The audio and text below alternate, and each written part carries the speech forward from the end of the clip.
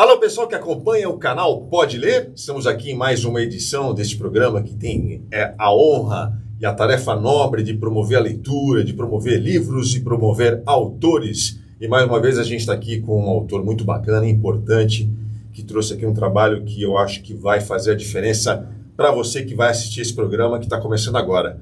Nós vamos conversar com o Valdir Cimino, que é publicitário, ele é professor de audiovisual na FAAP, é um contador de histórias, ele criou a ONG, que você deve conhecer, a ONG famosa, importante, a ONG Viva e Deixe Viver, e vai falar com a gente aqui sobre esse trabalho aqui incrível, que é o Eu Conto, um livro para contar histórias. Tudo bem, Valdir? Tudo bem, Valdir Cimino, você tem sobrenome de cineasta. E é professor de audiovisual. Então, eu sempre adorei comunicação, minha carreira, com 15 anos eu já estava em agência de propaganda e a vida foi me dando oportunidades, sempre adorei comunicação, mas sempre na área de mídia. Nos anos 80 aí eu consegui abrir um pouco esse espectro e sair das agências e fui trabalhar no cliente, né? Virar cliente na CIA, e foi uma oportunidade ótima. E depois veio o MTV, veio o Globo, e a vocação de professor há 25 anos aflorou, e eu estou dentro dessa área de comunicação e muito feliz realizando sempre atividades ligadas ao social, né, às práticas extensionistas. Muito bom. Então, nesta mesa nós temos dois publicitários que não são mais publicitários, estão fazendo outra coisa e ele vai contar a história dele. Eu também fiz publicidade, mas enfim. Ô Valdir, vamos lá. Primeiro, fala de contação de histórias. Desde que o ser humano é ser humano, sim, ele conta histórias, né? Acho que a história da humanidade começa com as conversas, as rodas, né, ao entorno da fogueira, e as histórias foram sendo espalhadas, né, as culturas foram absorvendo, e acho que nós não existiríamos se não tivesse o diálogo, né, as formas mais completas de se expressar. Então, a contação de história, ela envolve a todos, né? Quem que, de fato, não para ouvir uma boa história, né? Uma fofoca também, né? Sim. Mas, no fundo, eu acho que a humanidade é uma característica dos seres humanos. Do ser humano. Eu acho que nós não somos um sem o outro, né? E o diálogo dentro desse processo os primeiros registros assim, de contação de seres humanos contando histórias, você falou de sentados numa roda, numa fogueira. Você tem ideia de quando isso começa? Na pré-história já? Eu acho que vem na era rupestre, né? Porque se a gente tem registro hoje foi através dos desenhos, das ilustrações, do que foi deixado, né, por quem chegou primeiro, né? Então ali você tinha uma narrativa extraordinária, e é aí que a gente também se identifica, né? Se a gente olhar para esse mundão, existem registros extraordinários, né? Eu tive a oportunidade de viajar para alguns países interessantíssimos e ver exatamente onde a origem, né? Eu tenho a sensação que... Onde você foi? Conta algo que você viu. Eu fui para a Índia, né? Que me encantou demais, né? Porque ali você tem talvez o berço da história e da humanidade. Ou seja, quando a gente olha para uma cultura milenar, onde você ainda divide a população em castas, né? É uma relação muito estranha, mas ao mesmo tempo, seja o indivíduo que veste branco ou que veste colorido, todos eles compartilham de histórias milenares, histórias importantíssimas. Fiquei apaixonado pelo Egito também. Então, eu tive a oportunidade, né, quando você lê nas paredes, né, aquelas histórias, sempre com um bom tradutor trazendo, a gente consegue identificar como foi construída aquela sociedade. E os registros são extraordinários. É verdade. Então, enfim, para o México também. Essa necessidade de registrar o que eles viviam. Exatamente. Eu acho que assim, já é uma contação de história. Eu acho que a partir do momento, né, as pessoas que visitam museus, e nos museus a gente tem as histórias fantásticas. Você vai para Nova York, você vai no Metropolitan e você vê parte do mundo está lá e tem histórias o tempo todo.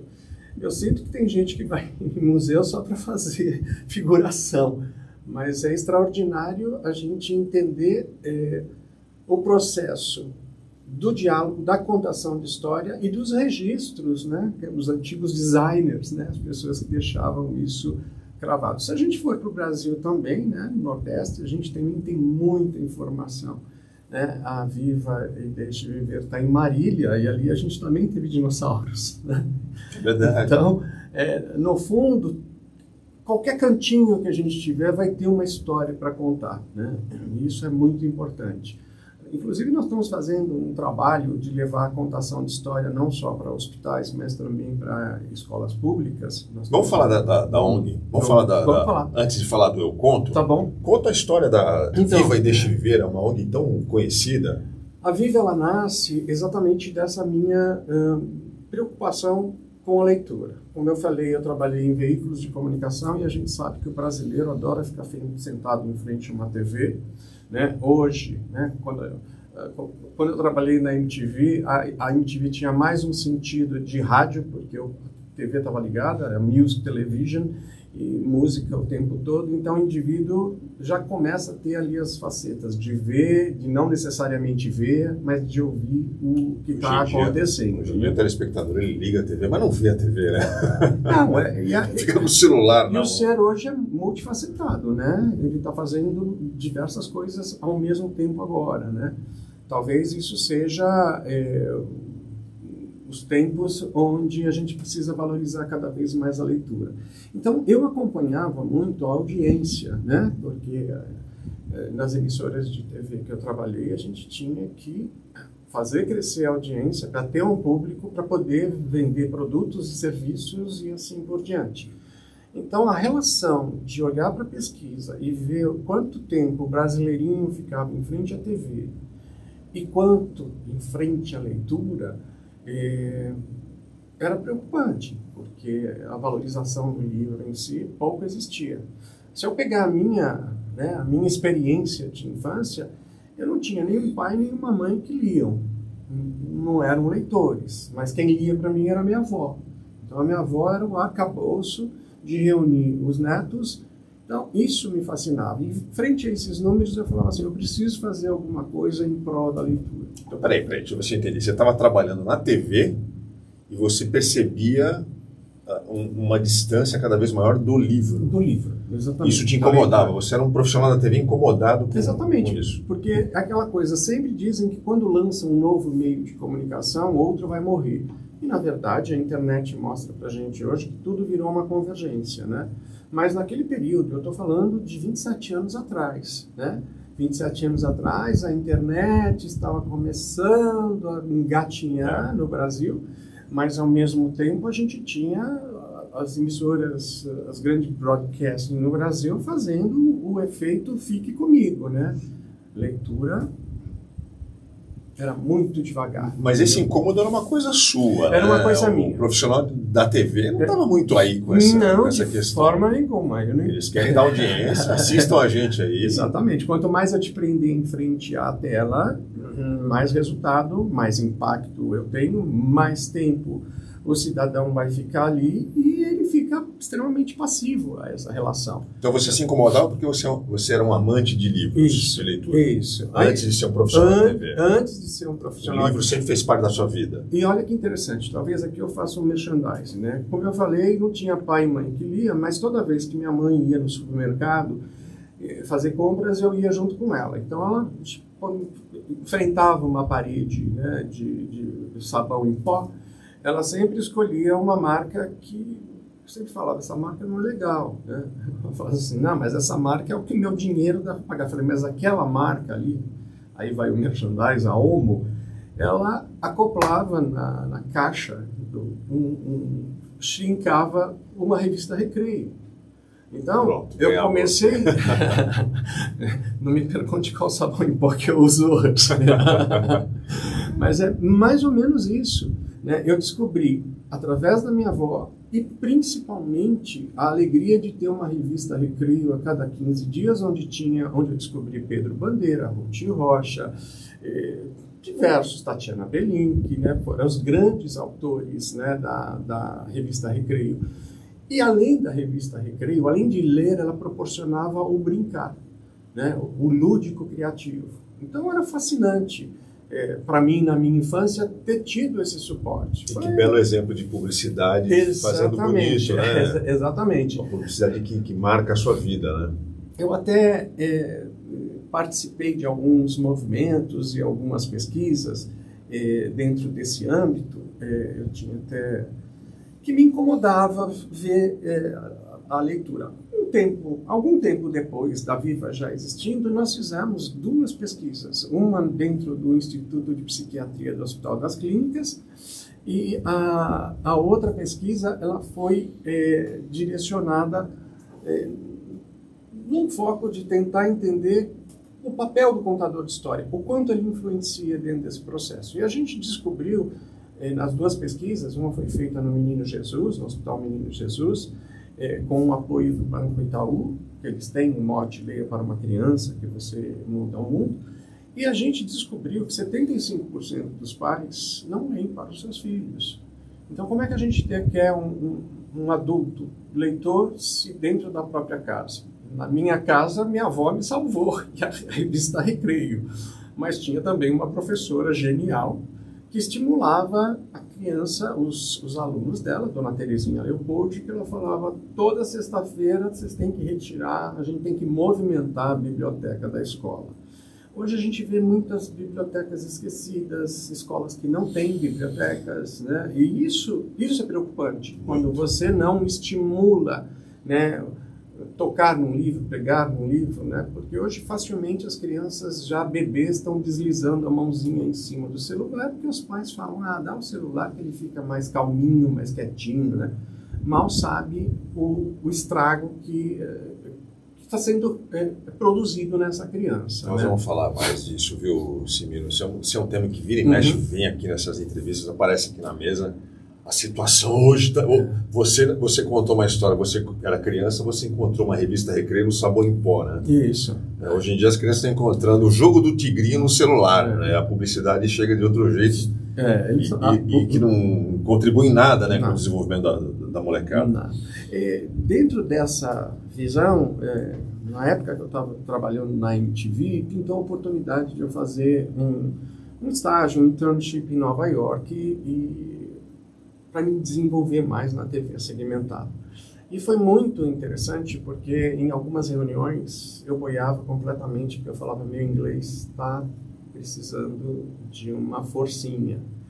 E um dos diretores falou, Simino, aqui ao lado nós temos uma organização não governamental de idosos, não é asilo, são idosos de uma inteligência, né, que eles doam parte do tempo deles conversando com estrangeiros. E tinha uma metodologia que me encantava, que me encantou, né, porque era um grande salão de chá, cada senhorzinho numa mesinha, os estrangeiros chegavam, escolhiam o galinho, sentavam, começava um papo, e o papo poderia ser qualquer coisa. Um livro, um jogo, uma revista, falar sobre a cidade, falar sobre a profissão, né? Dali meia hora tocava uma sineta, os estrangeiros levantavam e trocavam de velhinho. Então, durante 2 horas, 2 vezes por semana, eu conversava. Ali é que eu percebi a importância do contador de história. Porque tudo girava em torno de um bom papo, de descobertas, da melhoria do vocabulário, e aquilo me deixou assim bastante fascinado, até que um dia a dona Emily, que era uma senhorazinha que eu tinha mais frequência com ela, ela pegou e fez assim, então, meu filho, eu estou doando o melhor de mim para você. Você vai doar o quê? Para quê? E aquilo foi um chamamento, né? Eu falei assim, olha, eu não sei, a senhora me recomenda. Ela falou, tem um hospital aqui na ilha de Manhattan, que é o St. Vincent. Tem muitos pacientes que que são tratados em casa. E muitas vezes eles precisam de fazer uma lavanderia, ou lavar uma louça, ou arrumar um apartamento. Tem alguns que gostam de leitura, porque perderam a visão por causa do câncer, por causa do HIV. Então aquilo tudo me deixou, eu falei, não, vou lá. E eu cheguei, como todo bom brasileiro, eu quero ajudar, como é que eu faço, né? E aí falaram assim, não, primeiro você precisa fazer um curso para poder entender o que é ser voluntário. Não é assim, né? Aí eu falei, bom, então vamos fazer o curso. Foi um curso de 2 semanas, na terceira semana eu já estava na casa de um paciente, lendo para ele, porque ele gostava de críticas de cinema, de teatro, de livros. Então, uma vez por semana eu marcava o ponto na casa do Kevin e a partir dali a gente criou uma amizade muito grande. Eu fiquei 1 ano nos Estados Unidos, mas a minha amizade com ele perdurou 5 anos até a morte dele, né? Voltei para o Brasil em 92, muitas ideias, né? Mas já trabalhando num canal, numa emissora na Globo que não me dava oportunidade, né? Era muitas horas de trabalho, muita atividade, muita viagem, mas aquilo ficou latente. E entre a minha casa, na Oscar Freire, e a Globo, o escritório de marketing, que era na Alameda Santos, tinha o Emílio Ribas no meio do caminho. Então eu me propus a oferecer leitura para as crianças logo ao acordar.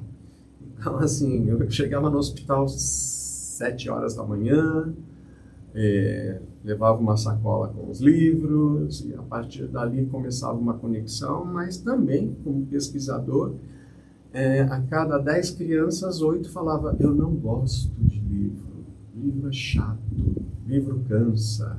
Esse livro tem muitas figuras. Tem muito texto esse livro. Então eu fui colecionando. E você está falando de uma época pré-celular. Pré-celular.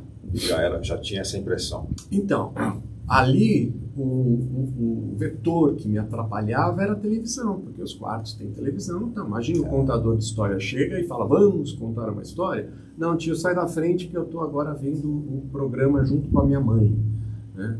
E aos poucos a gente foi sensibilizando, mostrando, e mais do que nunca, né? Aí eu volto para a revista Recreio. Se a criança não gosta de ler, brinca com ela, mas negocia, porque criança é genial. Quando você negocia, ela cobra, né? Então fala assim, olha, eu vou brincar, vamos pintar, vamos fazer alguma coisa, vamos fazer origami, mas depois você vai deixar eu ler uma história, pelo menos uma, né? Então, a hora que cansava, ele falava assim, não, agora você pode contar a história, depois você pode ir embora. Então, eu percebi, né, uma das grandes figuras que me ajudou foi Marilena Flores, uma pessoa muito preocupada, uma assistente social com a leitura, mas mais do que nunca com o brincar, os espaços do brincar, porque nós estamos falando de 2003, que a Luiz Erundina sancionou, né, proclamou, vamos dizer assim, a política pública de brinquedotecas em hospitais. Porque você imagina, o hospital é um lugar frio, a criança, para ela é tudo invasivo, tudo preocupa, tudo gera medo, gera angústia, né? Então as brinquedotecas passaram a ser um grande oásis, né? Depois das brinquedotecas, eu até brinco, né, que quando a gente começou no Emílio Ribas, me ofereceram lá um corredor. Olha, você pode brincar com as crianças aí no corredor. Então, até jogo de futebol a gente fazia no corredor, né? E, desculpa, eu não lembrava disso. Foi uma lei municipal da Erundina? Uma política pública valorizando o ato do brincar. Uma criança ela não pode só sofrer, ou principalmente as crianças crônicas. Todo hospital tinha que ter a sua brinquedoteca. Hoje, todo hospital tem que ter a sua brinquedoteca. Todo hospital, né? Então, isso foi ganhando força. Mas no início, a gente percebia uma coisa. O gestor até colocava a brinquedoteca, mas a brinquedoteca ficava fechada. Eu escutava muito assim, né? Eu falava, mas essa brinquedoteca não fica aberta, né? Fica, mas você precisa pegar lá a chave. Não, se a gente deixar essa brinquedoteca aberta, as crianças vão quebrar todos os brinquedos. Eu falava, meu Deus, então é uma vitrine só, né? Então é só a vontade de brincar. E a gente foi ganhando credibilidade e nós passamos a cuidar, em muitos hospitais, da chave da brinquedoteca, né?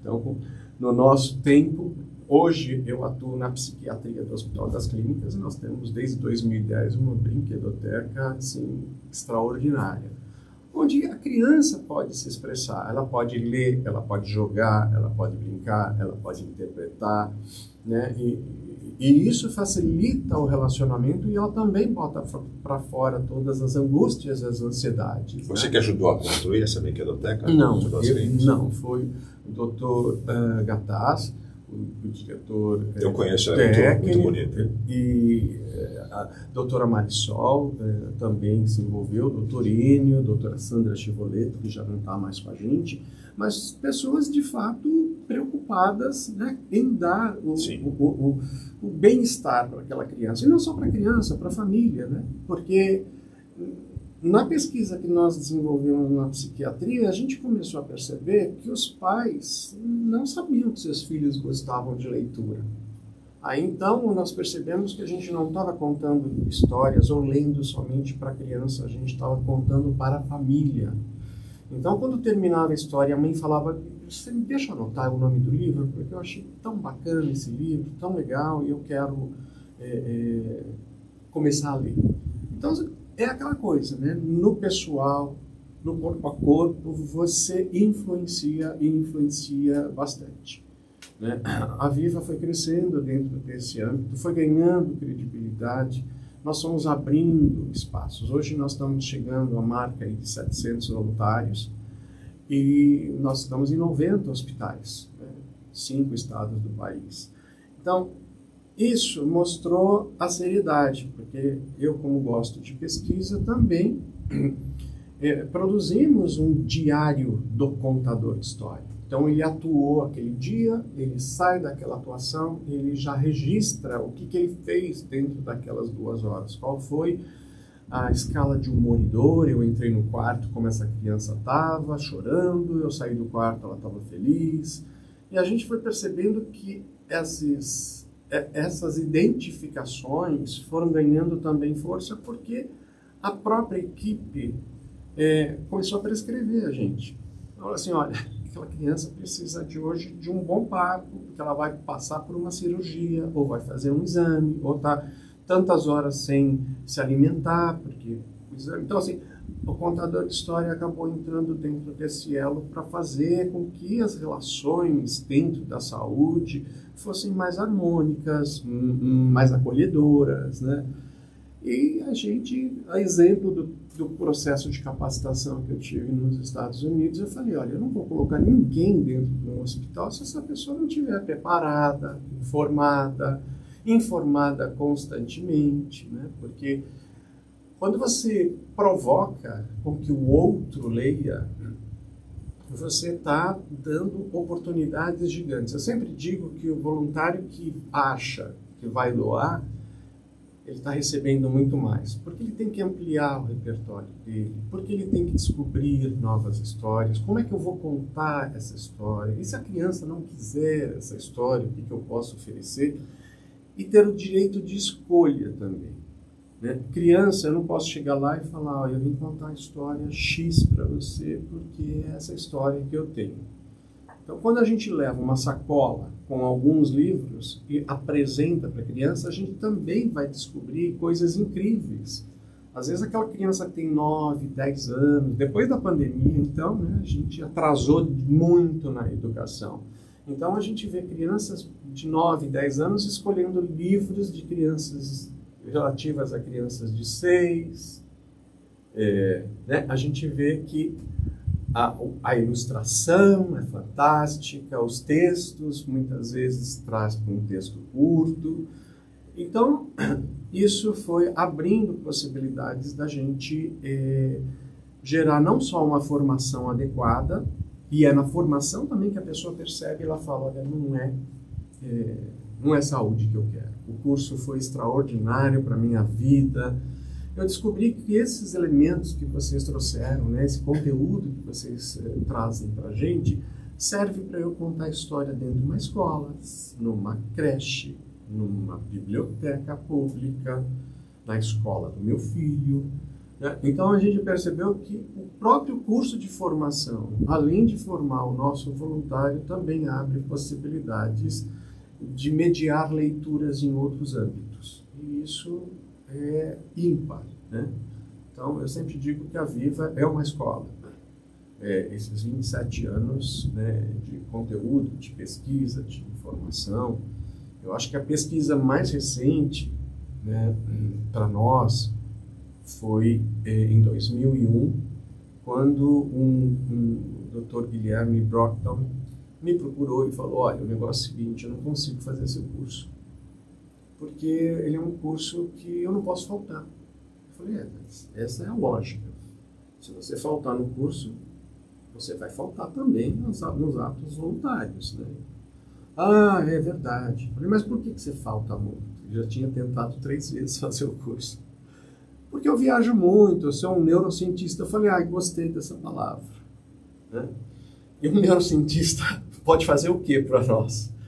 Eu falei: eu sempre tive a curiosidade de saber o que acontece organicamente. Quando eu estou contando, narrando uma história com uma criança, qual é o sentimento que aflora dentro dela? Quais são os hormônios que chacoalham dentro do corpo daquela criança? Então, nós fizemos uma pesquisa com 80 crianças. O grupo controle, a gente brincava com a criança, 50%, 40 crianças, nós levamos uma brincadeira, uma atividade simples. E 40 crianças, elas podiam escolher entre 8 livros que eram oferecidos para ela, para que a história fosse narrada. Feito isso, fechou, né, as 80 crianças, a pesquisa. Um fator inédito para nós, que assim, mudou a história da Viva, foi que as crianças que brincaram, o cortisol, que é o hormônio da tristeza, da angústia, do medo, do inesperado, baixou em 4 vezes. E a criança que recebeu a narrativa baixou em 8 vezes. Ou seja, dobrou o processo. Então, o fator humano, o encontro num âmbito aterrorizador para uma criança, transporta ela para um outro mundo, né? O mundo da fantasia, da criatividade, das possibilidades, né? E isso, para nós, definitivamente, hoje eu até brinco que a gente está sendo cada vez mais prescrito por causa dessa pesquisa. E assim você descobriu que contar histórias faz bem à saúde. E eu não tenho dúvida disso, né?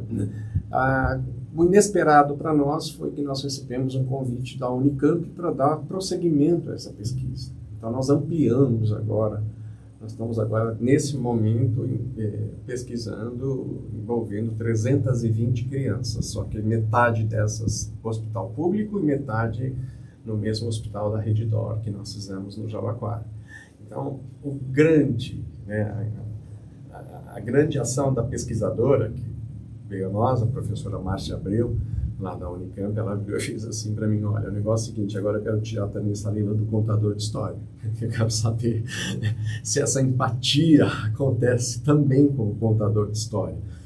E nós também acrescentamos perguntas relativas à família, se lê, quantos livros tem em casa, para que a gente também consiga perceber que tipo de mudança é necessária, né, para valorizar cada vez mais a leitura. Então você vê, eu não consigo pensar na Associação Vive e Deixe Viver hoje sem muita pesquisa. Porque se no início as pessoas achavam que o nosso trabalho era bonitinho, engraçadinho, que fofinho, são contadores de histórias, né? Não, vamos separar essa relação super amorosinha, né? E vamos exatamente mostrar o que esses voluntários que estão doando em média 10 horas por mês, né? 2 horas e meia por semana, eles estão ali no seu posto, no seu hospital, impactando crianças, famílias. A gente impacta também, a gente impacta também os profissionais da saúde. Então, muitos profissionais da saúde passaram a fazer o nosso curso para perceber também a mudança que ele pode fazer, porque às vezes para dizer para a criança, mascarar a criança, que o exame vai ser chato, que a injeção vai ser bacana, Existem formas de você sensibilizar a criança e mostrar para ela o quanto é importante aquele processo doloroso para a recuperação dela, né? Simiro, você deve ter vivido experiências emocionantes, inesquecíveis, né? Nessa relação com crianças em situação tão delicada. Você lembra de alguma que você pode contar que te marcou profundamente? Eu sempre trago, né, alguns exemplos que nos deixam bastante emocionados, porque uma coisa é você atender uma criança que quebrou o dedo do pé, você vai ver ela aquela vez e depois talvez nunca mais. Mas a criança que tem doenças crônicas, que dependem do hospital, né, que moram muitas vezes dentro de um hospital, você cria uma empatia muito forte e você vê mudança, né, no comportamento da própria criança. Então nós temos a Mari Pietro, que era uma menina que eu conheci na ACD e que o pré-diagnóstico aos 4 anos dessa menina, olha, ela vai ser uma plantinha, né? Ela não vai conseguir se expressar, não vai conseguir. Mas a mãe tinha assim uma fé tão inquebrantável que eu falei, olha, eu vou ler para ela. E a mãe falou, vamos tentar, vamos ler. Eu lembro que o primeiro livro que eu li foi de Patrícia Seco, né, A Felicidade das Borboletas. E a menina estava engessada do peito para baixo, né? Ela conseguia se comunicar com você? Ela se comunicava... Ela não tinha vocabulário suficiente, né? Mas ela emitia sons, ela sorria, né? A gente percebia que tinha reação positiva quando ela estava sendo impactada por uma história. E essa história ficou marcante na vida dela, porque a gente sempre repetia, ela sempre pedia a repetição dessa história. Essa menina foi crescendo, e foi mudando, e foi virando amante da leitura, e foi adorando livros, e começou a se expressar com todas as dificuldades que o corpo... Então essa menina morava numa cama, né? Dali a pouco, 9 cirurgias depois, ela já sentava. Em algum momento ela conseguiu andar de muleta, mas isso foi rapidamente, então ela passou a ser uma cadeirante. Mas o desenvolvimento dela foi tão grande, né? A gente conheceu ela aos 4, hoje ela tem 29, 30 anos, e por volta disso, e ela virou uma leitora voraz, uma pessoa que lê extraordinariamente, escreve maravilhosamente, foi fazer faculdade de jornalismo, enfim, e acabou sendo uma autora. Então, a plantinha floresceu. A plantinha floresceu. Eu falei assim, olha, se a gente não acreditar nas possibilidades, quem vai acreditar? Se eu tenho ali uma mãe esperançosa e que a gente vê que ela se comunica, então vamos dar essas ferramentas, né? Então, essa garota, para mim, foi um grande exemplo, e a gente tem um segundo caso, que para nós é o mais emblemático, também um garoto de 4 anos, residente da Santa Casa, com uma doença raríssima, doença de Pompe, então ele era uma cabeça só. Daqui para baixo ele não era nada. E aos 4 anos de idade ele começou a ser impactado por histórias, e mais histórias, e mais histórias. Ele foi crescendo e sempre o prognóstico era assim, olha, ele não vai viver o próximo ano, não vai viver o próximo ano. E ele foi vivendo até os 20 anos. Aos 16 anos ele já tinha o blog dele, os contadores que alimentavam. Já tinha o blog dele, já tinha os fãs, já tinha artistas, jogadores de futebol, até o governador, o Alckmin, foi visitá-lo. Então ele ganhou uma popularidade a partir do que ele escrevia e do que ele colocava dentro, né? As narrativas deles, os contadores de história que faziam acontecer. Ele também aprendeu a ler através das nossas voluntárias, que eram professoras. Nós tínhamos 2 professoras aposentadas, uma, a Dona Rosa, com todo carinho e atenção, foi descobrindo formas de ensinar essa criança. Aos 18 anos ele quis ser voluntário da Vive Deixe Viver, e nós o preparamos para ser um líder do hospital, né? O que recebia os novos voluntários, o que pedia para os voluntários se apresentar no quarto dele e na saída, ó, você pode responder o seu diário no meu tablet, né? E esse garoto, um pouco antes de morrer, ele me chamou e falou, eu preciso ter um diploma. Ele falou assim, então, vamos fazer uma força motriz. Então, teve os estudantes de medicina, liderados pelo Lucas, um residente na época, que o prepararam para o ICEJA. Depois a gente teve as professoras, uma jornalista, assim, esse garoto foi preparado durante 6 meses para essa prova. Aí nós recebemos uma notícia do MEC que eles não estavam preparados para aplicar uma prova dessa magnitude somente na oralidade. Eu falei, bom, agora, 15 dias depois do... Aí nós acionamos o desembargador Malheiros, na época. Nosso querido desembargador, hoje ele também não está mais com a gente, mas ele, rapidamente, no dia da prova, estavam 2 técnicos do Ministério e ele passa com 7,9 somente na oralidade. Então ele teve o diploma dele. Um pouco antes dele morrer, ele me chamou novamente e falou, Valdir, a minha mãe está aqui, ela vai dar todos os direitos da minha vida, da minha história para vir e deixe viver. Então agora nós estamos com um projeto aprovado na Lei Rouanet, nós estamos captando recursos para contar essa história num audiovisual bacana, que vai... Uma série na Netflix. Que vai ter... Olha, estamos torcendo para que a gente consiga, de fato... Só de você contar a história, morrendo de vontade de assistir agora essa série. Essas vivências com crianças que a gente vê continuamente, a gente pode dizer, sim, o efeito da leitura, da contação de história abre caminhos, abre...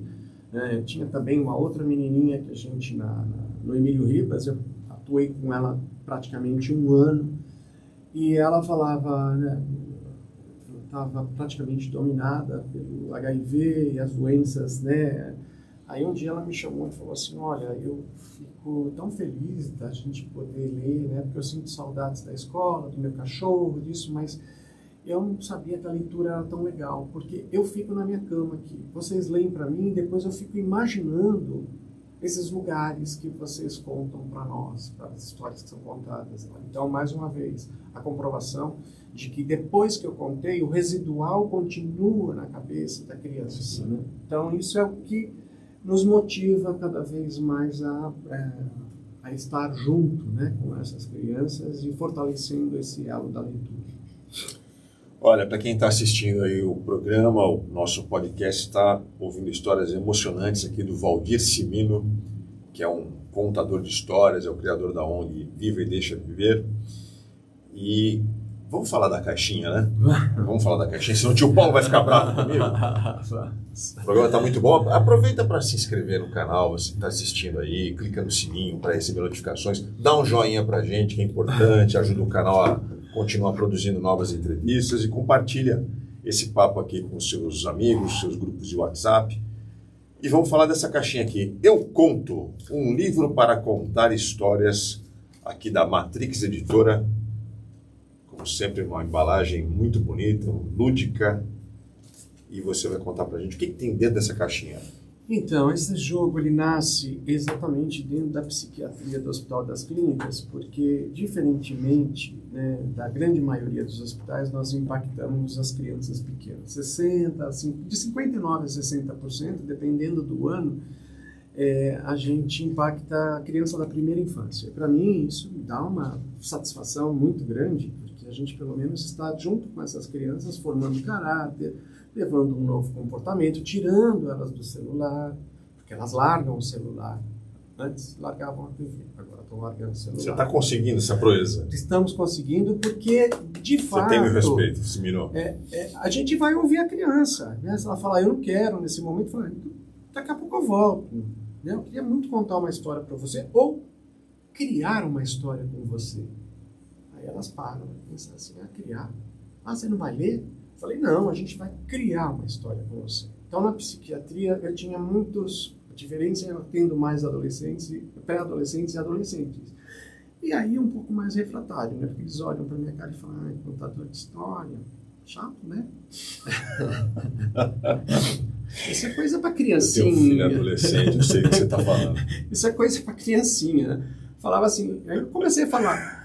Aí, utilizando as técnicas de comunicação, eu falei, tá bom, então você não quer que eu conte história, mas a gente pode criar um curso de escrever histórias, de construir histórias. E aí, então, acabei criando esse jogo, muito com o apoio das crianças, né? Porque na época eu levava cartolinas, pedacinhos de cartolina, e eu pedia para a criança, seja qual for a idade, olha, então você faz um desenho aí, e se a criança não era alfabetizada, eu falava, que desenho é esse aqui? Então, vamos pôr uma palavra aqui, que a palavra é forte. Enfim. Pode mostrar mais no alto a carta, assim que eu estou pegando você aqui, ó. Aí nós... São 5 grupos de cartas? São 5 grupos de cartas que compõem, né, a história. Então nós temos lugares, né, toda a história acontece em âmbitos, a gente, né, aqui no caso a cozinha, aqui qualidades do ser humano, então a gente tem um simpático rapaz, a criança aqui, ações, né, então nós temos o sujar, depois a gente tem a riqueza dos personagens, né, que isso é bárbaro. Então aqui a gente tem o coelho fazendo parte dessa ação e objetos, né? Que tem um fogão. Olha, a gente acabou de mostrar a cozinha, tem fogão, né? Entendi. Cozinha com fogão. E então, aí você puxa esses ingredientes e aí a gente vai criando diversas metodologias para... Eu não digo como é que o jogo começa. A gente vai discutindo, vai conversando. Ó, você quer que separe em montinhos de cores para você poder escolher? Ah, eu quero. Não, eu quero que embaralhe tudo e você dê um pouquinho para cada um. Então, a forma de começar a jogada e o quebra-gelo é a gente, de uma certa forma, discutir com a criança como é que ela quer que esse jogo comece. Você está empoderando ela, você está atraindo, e aí é fácil tirá-la do celular, né? Porque aí ela já começa, ela entra dentro dessa bolha.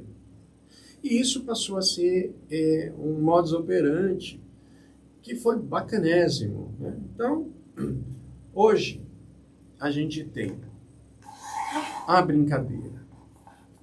Ela acontece, cada um trazendo o contexto, e muitas vezes a criança pega e fala, ah, o coelho amarelo. Mas como é que chama esse coelho? Ah, esse coelho chama coelho. Ah, não, mas vamos dar um nome para esse coelho, né? Ah, coelho Rogério, né? Ah, então a gente já começa a traçar o perfil do personagem que aparece. E aí ela vai aumentando o vocabulário dela. Na segunda jogada, ela já começa a trazer mais elementos. E conforme as cartas vão aparecendo, a gente vai dispondo as cartas de uma forma que depois a gente pode fazer. Ah, olha, o coelho Rogério tinha um dono chamado Amadeu, que era muito simpático e muito legal, né? Ele era tão legal que ele preparava uma comida sempre especial, né, para o Rogério. O Rogério adorava cenouras, creme de cenoura, né? E o fogão quebrou. E o coelho Rogério ficou sem o seu creme de cenoura. Mas ele se lambuzou com um cachorro-quente, acabou experimentando o cachorro-quente. E por aí vai. A segunda rodada é o recontar. Vamos melhorar a história? Porque às vezes cai uma carta torta e a criança pega e fala, ah, eu não gostei dessa carta. Eu falo, então tira essa carta e puxe outra para a gente continuar e ver se você gosta da carta. Vai ajustando a história. Vai ajustando, né? Que legal. E aí você vai trabalhando com a criança. Quando você recontou, agora a gente fala assim, bom, então nós acrescentamos mais características para o dono do Rogério, ali não foi só sujar, foi uma brincadeira com a namorada do Rogério. Tá? Então você vai, de uma certa forma, ampliando essa história. Terminou a história? Então agora a gente vai dar um nome para essa história. Então as crianças fazem a rodada. Não, pode ser essa, pode ser aquela outra. Tá, mas a gente precisa decidir agora o nome. Decidir o nome, o que eu faço? A gente grava essa brincadeira. E depois eu degravo e volto. Né? Isso dura em média 3 semanas para a gente ter uma história completa, fechada, arquitetada, porque eu estou trabalhando com crianças contínuas, né? E aí o grande barato é terminou a história, todo mundo gostou, é isso, vamos dar crédito para todos que criaram essa história, então agora a gente vai desenhar essa história. Então, que legal. eles entram no processo de ilustração. E sempre a gente termina colocando tudo isso dentro do PowerPoint, que é o recurso que a gente também tem, né? E aí a gente mostra como que eles podem, de fato, utilizar a tecnologia de uma forma construtiva, virando um autor de história. Então, o jogo ele foi ganhando essa dimensão. Alguns anos atrás, a doutora Helena Maia, lá na Universidade do Estado da Bahia, ela olhou para isso e falou, dá para você criar algumas cartas para mim, para a gente falar de prevenção de diabetes e hipertensão? Eu quero levar na comunidade, ao entorno do Hospital Roberto Santos, porque a gente já está impactando crianças muito obesas, com problemas que já estão gerando. Então, durante 3 anos, a gente criou os doutores mirins nas escolas ao entorno. E as crianças levavam a comunicação, a história criada para dentro de casa, para comer menos açúcar, para ensinar os pais, menos porcaritos. Depois veio uma outra temática, vamos falar de câncer infantil. Nenhum pai quer falar de câncer quando o filho é diagnosticado. E a criança entende tudo, entende os códigos, né? Então, nós fizemos uma parceria com a Abrali e com a Maurício de Souza e a gente fez uma versão para conversar sobre câncer, de uma forma lúdica, gostosa. Depois veio a versão do parceiro Vô, vamos falar de prevenção de acidentes no trânsito. Depois veio, vamos falar de cuidados paliativos. As crianças vão morrer, né? Não é aquilo que a gente deseja, mas então vamos de uma forma lúdica, trazer essa temática, né, para confortar, inclusive, os pais, para entender o processo daquela criança que está no processo paliativo. E agora, em outubro, nós vamos lançar para falar de vacinas. Olha que legal. Então, aos poucos, a gente foi percebendo que o jogo foi ganhando uma dimensão e foi invadindo, entrando dentro da educação. Então, hoje a gente tem psicólogos utilizando, pedagogos utilizando, todos os voluntários do Viva utilizando esse recurso, e é um coringa maravilhoso quando a criança fala, eu não gosto de ler. Você não gosta de ler? Mas você sabe a importância de um autor, aquela pessoa que escreveu aquele livro? Ela escreveu para todos nós, né? Imagine você virar um autor de história. Aí o jogo entra em cena. E a gente tem sido, assim, tem sido muito bem acolhido com essa brincadeira. Então, a gente já tem muitos jogos distribuídos aí. E a gente tem uma contrapartida com o governo, né? E a gente leva também a contação, a aplicabilidade do jogo junto a professores e escolas públicas. Cara, que legal essa ideia, hein? Que bacana essa distribuição que você criou aí. E nessa brincadeira você já tirou a criança do celular por umas 2 horas. Com certeza. Essa é a percepção que a gente tem, né? Transforma aquele espaço, aquele tempo, numa coisa agradável, festiva. A criança aprende, né? E eu acho que o interessante é isso, né? Muitas vezes trabalhar e ampliar o repertório de uma criança com um jogo desse, a gente percebe que isso... Às vezes as crianças não entendem certas palavras e aí você passa a ser um tutor também, levando a criança, né? Teve um momento que eu carregava comigo um dicionário de papel, né? E às vezes a criança, a pequenininha, né? As crianças pequenas, mas o que está escrito aqui, né? Ela consegue ler a figura, ela traz a expressão dela através da figura. Mas o que significa? Então, eu ia lá no dicionário simpático. Vamos ler o que é simpático, né? Então, isso também ajudava a criança a ampliar, né? E a entender a função de um dicionário para poder ampliar a palavra. Muito legal. Olha, é uma ideia, é mais uma caixinha incrível aqui da Matrix Editora. Eu conto um livro para contar histórias. Às vezes você está procurando aí um livro para o seu filho ler, para sua filha ler, e de repente você dá uma caixinha dessa e você vai ter a história que o seu filho vai contar para você ou para os amigos. É uma maneira muito mais criativa, né, de você desenvolver o gosto pela leitura, pela criatividade, né? E pela escrita também, né? Porque eu acho que é tão importante, né? Hoje a pandemia arrasou, né, com a educação. Nós temos crianças que não estão lendo, mas não estão interpretando, elas não conseguem. E quando você traz uma atividade como essa, você está despertando a criatividade, né, da história propriamente dita, mas também o escrever, o empoderamento dessa criança ao escrever, a ter as suas histórias. Na psiquiatria eu tinha um garoto, Otávio, que era muito engraçado. Toda vez que ele me via, falava: tio, hoje tem jogo? Eu falei: hoje tem jogo, vamos jogar o jogo, né? Aí ele já tinha umas 3 ou 4 histórias criadas, né? Ele pegou e fez assim: daqui a pouco eu vou ser um autor muito famoso. Falei: daqui a pouco você vai.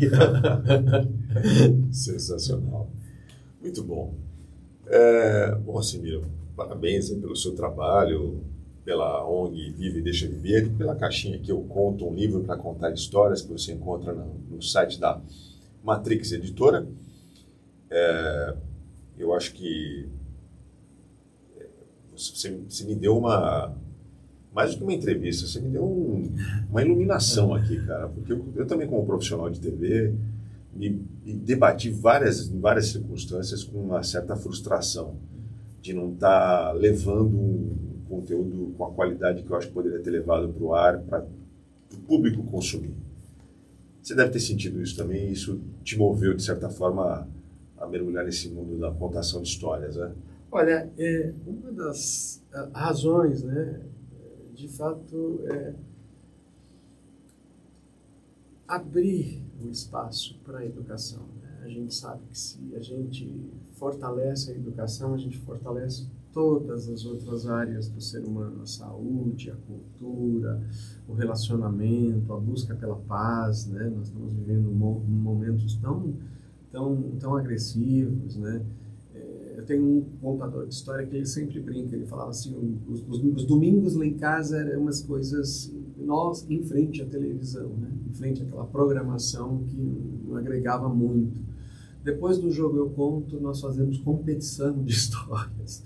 Então você vê, né, o meu brilho no olho como professor, de fato, promover cada vez mais uma educação sem medo, né? Porque hoje, mais do que nunca, as guerras, as desigualdades, né? E é só com a leitura que a gente vai descobrir novos mundos. Se no passado eram as rodas e os seres humanos, hoje a gente tem cada vez mais, né, que ler. Porque lendo, assim como a Maria Cecília colocava aqui, cada leitura levava ela para um mundo diferente. A gente precisa descobrir novos mundos, e a leitura é quem nos dá essa possibilidade. É o melhor caminho. Valdir Cimino, publicitário, professor e contador de histórias, falou com a gente aqui no Pode Ler. Quem quiser te encontrar nas redes sociais, qual a arrobinha? Valdir Cimino, com V, né? Valdir Cimino. Cimino com C. Cimino com C, eu estou em todas as redes. Agora, quem quiser conhecer a Viva e Deixa Viver é @VivaVDV. Viva VDV. Isso. E ali você também vai Instagram, Facebook, isso, tudo. E a gente tem o site, que o nosso site é riquíssimo de informação. Hoje nós promovemos não só o curso de formação, que já daqui a pouquinho vai acontecer, nós estamos com Sacola Literária, que é um evento que a gente faz no segundo semestre, sempre trazendo 5 segunda-feiras, trazendo autores de livros e eles contando como é que os livros foram criados, como é que o ilustrador entrou no processo, né? Está exatamente no ar agora. E nós temos muitas atividades gratuitas, né? Que as pessoas que entram dentro do nosso site vão se deliciar. O nosso site de conteúdo, né? Mas no site principal é vivaedechaviver.org.br, mas nós temos um capítulo que se chama Bisbilhoteca Viva. Ai, que legal. E ali nós temos muitos conteúdos, livros digitais, né? Porque às vezes a criança está no tablet dela, mas eu falo: então vamos ler um livro pelo seu tablet. Aí ela concorda, ela entra no site e a gente também. São livros que nós acabamos produzindo com as nossas experiências e com autores parceiros que sempre nos acolheram. Legal. Então você vai lá no @VivaDVD. Viva VDV. Isso. Viva VDV. Isso. Viva VDV. @VivaDV. VDV. Isso. No Instagram.